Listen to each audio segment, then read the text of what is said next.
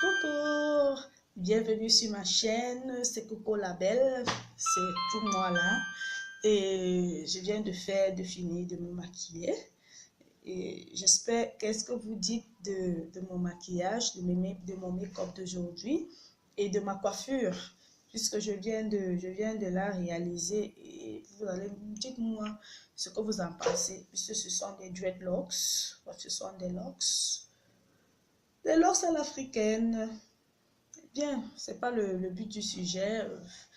Comme vous avez pu lire le titre de ma vidéo, je vais vous parler de mon histoire, de la naissance de mon petit garçon qui a aujourd'hui 5 ans. Eh bien, mon histoire commence quand j'avais 21 ans. Eh bien, je sortais avec un jeune garçon il était dans la même ville que moi, il est dans la même ville que moi. Eh bien, tout était bien. Au départ, tout était bien, ça fonctionnait à merveille. Mais bon, le problème qui était au départ, le problème qui se posait au départ, c'est qu'il refusait toujours de me montrer sa famille, de me montrer qui était son père, qui était sa mère, ses frères et sœurs. Mais bon, vu que nous n'étions qu'à 3 mois, il refusait, mais je disais toujours qu'un jour, je connaîtrais tes parents et tes sœurs et tes frères. Bon, après 3 mois de relation, je suis tombée enceinte de lui. Quand je me suis rendu compte que je suis enceinte, eh bien, je suis allée en vacances chez ma tante. Vu que ma mère me posait déjà trop de questions et je fréquentais en même temps, j'attendais que les résultats sortent et je préparais un examen. Quand j'ai eu mon examen, je suis allée à Yaoundé chez ma tante, vu que je fuyais les questions de ma maman. Elle me posait tellement de questions, genre, est-ce que tu es enceinte? Pourquoi tu manges plus? Et tout. Donc, c'était un peu compliqué pour moi, vu que j'avais du mal à répondre à toutes ces questions. Après, quand je suis allée à Yaoundé, je lui ai menti. Je lui ai menti que j'avais dit à mes parents, à ma famille, que j'étais enceinte de lui et qu'on devait faire comment. Il me dit, il faut que tu avortes. Je lui dis, avorter? Comment ça? Il me dit, non, il faut que tu avortes. Je dis, non, je ne peux pas avorter. C'est un crime, quoi. Bon, il me dit que, bon, comme je refuse d'avorter, il n'y a pas de problème. Il va se charger de l'enfant. J'ai dit, ok, il n'y a pas de souci. Après, je ne mangeais plus, je ne m'alimentais plus. J'avais des malaises et tout. J'ai fui, je suis allée rester chez ma soeur. Vu que je fuyais toujours le regard de ma famille qui avait des espoirs sur moi, je suis allée chez ma soeur. Là-bas chez ma soeur, quand je suis arrivée, mes frères étaient là. J'ai donc dit à mes frères que je suis enceinte. Ça a vraiment fait comme un coup de massue sur la tête, quoi. Mes frères sont sortis, ils sont allés boire une bière. Ils reviennent, ils ont commencé à me questionner, je répondais. Ils me disent que bon, tu feras quoi de l'enfant? Je dis à mes frères que, pardon, je garde. Ils me disent, tu gardes comment? Tu sais que maman est malade et tout, et toi tu veux garder cette grossesse. J'ai commencé à pleurer. Ma soeur me dit, non, il ne faut pas pleurer, petite soeur, ne pleure pas. Tu es forte, tu vas bientôt devenir une mère. Je dis à ma soeur que, mais, et maman a eu sa maladie. Elle me dit, si j'ai décidé de garder cet enfant, j'ai fait le bon choix. Bon, le temps est passé. J'ai tout fait pour enlever cette grossesse, mais je n'ai pas pu. Je me posais toujours des questions. Si c'est mon seul enfant, si c'est mon dernier enfant, je fais comment? Et si je rencontre un homme qui voudrait des enfants avec moi, je fais comment? Bon, j'ai laissé. Quand j'ai annoncé à ma mère, parce que ma mère est venue avec une de mes tantes, j'ai annoncé à ma mère que j'étais enceinte. Elle est d'abord restée calme. Elle n'a rien dit. Dans mon cœur battait, mon cœur bouillonnait. Ma mère me dit, ah bon? Je dis oui. Elle me dit, ok.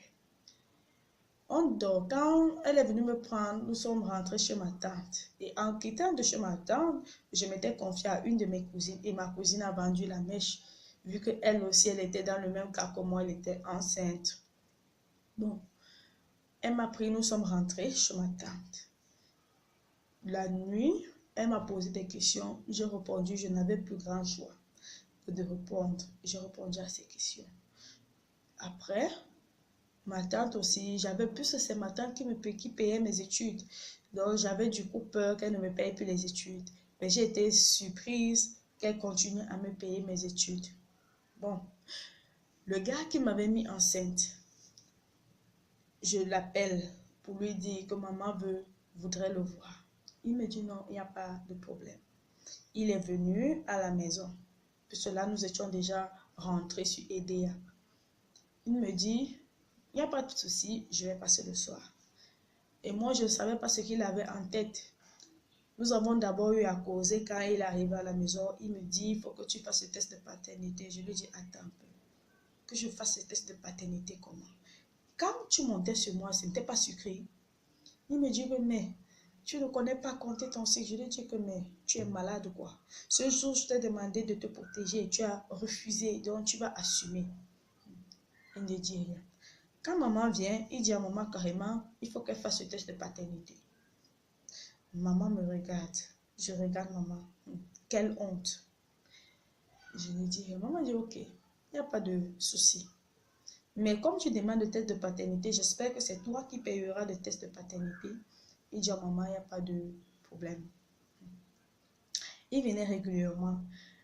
Quand ma grossesse a atteint 5 mois, l'enfant ne bougeait pas. Il arrive à la maison. Je lui dis que, est-ce que tu sais que l'enfant ne bouge pas? Il dit, comment ça l'enfant ne bouge pas? Tu es déjà 5 mois. Je lui dis, oui, effectivement, l'enfant ne bouge pas. Il est resté calme. Il n'a rien dit. Le moment de rentrer chez lui, nous nous sommes séparés dans de bonnes conditions. Il est parti et il n'est plus jamais revenu. J'attends. J'accouche, je l'appelle, rien. Il ne vient pas, même dit à sa famille. Il n'a pas dit, il n'y avait que sa mère qui était au courant que j'étais enceinte. J'ai cherché son cousin. Son cousin m'a expliqué que, en fait, celui dont il dit que c'est son père, c'est plutôt son oncle. Je dis, attends un peu, stop. C'est ton oncle comment? Il me dit, oui, c'est mon oncle. Il essaye de m'expliquer son père travaille à tel endroit, à tel endroit. Je lui dis, merde du salaud. Donc, il m'a eu. Et moi, au départ, je lui avais dit, sois sincère avec moi. Je n'ai pas besoin que ton père soit président ou je sais pas, ministre ou que tes parents ont de l'argent. Non. Vu que moi, mon papa était déjà décédé, je restais juste avec ma mère. Bon, j'ai fait tout, j'ai rencontré son père. J'explique tout, je raconte tout, mais vraiment toute l'histoire à son père. Son père était scandalisé. Il me dit que, mais attends, donc je suis le dernier à être au courant de cette histoire. Je lui dis, oui, malheureusement, vous êtes le dernier à être au courant. Il appelle son fils. Viens me retrouver, c'est urgemment, viens dans mon bureau. Moi, j'avais peur qu'il ne vienne pas. Bon, il est venu. Dès qu'il est entré, il est calé. Je le regarde, il me regarde. Donc, il ne savait pas, il n'imaginait même pas que j'allais chercher ses parents. Il me regarde, je le regarde. Son père lui pose la question, c'est qui? Il dit, il gratte la tête. Son père lui pose la question, c'est qui? En le grondant. Il dit, c'est la mère de l'enfant. Quel enfant? La mère de mon enfant. Il y a même un enfant. Il était bouche bée.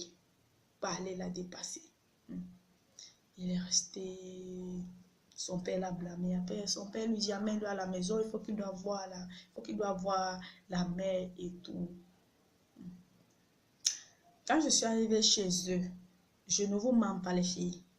J'ai ressenti que cette mère ne m'aimait vraiment pas. De toute façon, elle m'a regardé de la tête aux pieds, des pieds à la tête. Mais je suis restée, j'ai dit, mais c'est pas possible. Toi, une mère, comment tu peux me regarder de la tête aux pieds, des pieds à la tête comme ça, comme si j'étais de la merde? Je n'ai rien dit. Je n'ai même pas duré chez eux. Après, je suis rentrée, j'ai expliqué tout à ma maman. Ma maman a dit, ok, bon. Ils ont décidé de venir à la maison. L'enfant, bref, porter l'enfant, le père portait l'enfant pleure, la mère portait l'enfant pleure. Quand je le porte ou quelqu'un de ma famille porte, l'enfant se calme. J'ai seulement dit, ok, bon, même l'enfant vous a refusé puisque dès le départ, il n'était même pas encore né, vous l'avez refusé. Bon, après, le temps est passé.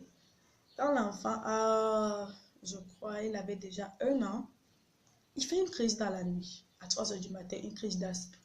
Mais je reste, c'est pas possible. Je dis, mais l'enfant s'y a pris où? Je me suis peut-être dit, c'est héréditaire, puisque ma mère est asthmatique et ma grand-soeur est asthmatique. Mais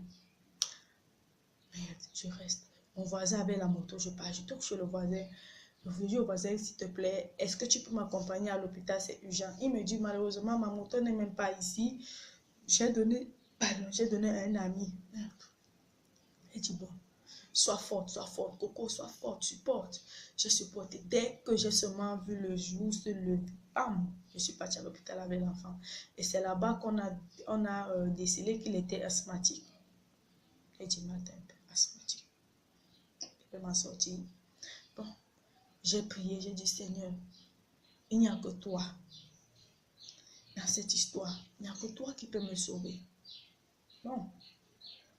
Il faisait des crises, 3 jours ne pouvaient pas passer sans qu'il ne passe au moins ces 3 crises. Mais grâce à Dieu, maintenant ces crises sont finies. Bon. L'enfant tombait malade après. Parce qu'elle a commencé à faire des crises, j'ai appelé son père que je voudrais le voir. Quand je le vois, je lui dis que l'enfant ne se sent pas bien. L'enfant est asthmatique. Il faut de l'argent pour acheter ses médicaments et tout. Il me dit ce sont les bêtises. Je lui dis, ah bon, ce sont les bêtises. Il me dit, oui, ce sont les bêtises. C'est monté, c'est descendu. Je lui ai dit, ok, comme je me lève, oublie-moi, même l'enfant, oublie même que tu es un enfant avec moi. Je suis partie. Il ne m'a plus jamais contacté et je ne l'ai plus jamais contacté. Bon, ce que je voulais dire après, au-delà de mon histoire, de l'histoire que je vous ai racontée, de mon histoire, c'est qu'il ne faut pas abandonner son enfant. Vous savez, l'enfant, c'est la plus belle chose que Dieu puisse nous donner. Il y a des femmes qui cherchent des enfants. Il y a des femmes qui cherchent un seul enfant. Je vois des femmes qui jettent des enfants dans les poubelles. Des femmes qui tuent des enfants. Des femmes qui vraiment... Il y a des femmes ici dehors, même s'il faut donner quoi, elles peuvent donner n'importe quoi pour avoir un seul enfant. Un seul enfant. Au lieu de jeter ces enfants, allez les mettre dans un orphelinat. Il y a des gens qui prendront soin de ces enfants. Vu que moi, aujourd'hui, je suis dans une association qui lutte pour les enfants démunis, les orphelins et tout. Donc, s'il vous plaît, mes soeurs, ne jetez plus vos enfants. Ne jetez plus vos enfants. Ce sont ces enfants qui vont essuyer vos larmes demain ou après-demain. Ce sont ces enfants qui font l'avenir de demain. Vous ne savez pas, en allant jeter, ça peut être une grande personnalité que vous êtes allé jeter. S'il vous plaît, mes soeurs, ne jetez plus vos enfants. Gardez vos enfants, même si vous n'avez rien. Il ne suffit pas toujours d'avoir beaucoup d'argent ou d'avoir une grande maison, d'avoir des millions pour s'occuper de son enfant. Non. Moi, je n'ai pas grand-chose, mais je reste avec mon enfant. Même si quoi arrive, je reste avec mon enfant. Donc, mes soeurs, prenez conscience. Prenez conscience. Bon, c'était tout pour ma vidéo. J'espère que ma vidéo vous aura plu. J'espère que vous allez me laisser des petits commentaires pour me dire ce que vous avez aimé, ce que vous n'avez pas aimé dans ma vidéo. J'invite aussi à partager ma vidéo. Ça peut aider une personne ou 2 personnes. Bon, sur ce, je vous dis bye bye, au revoir et à la prochaine.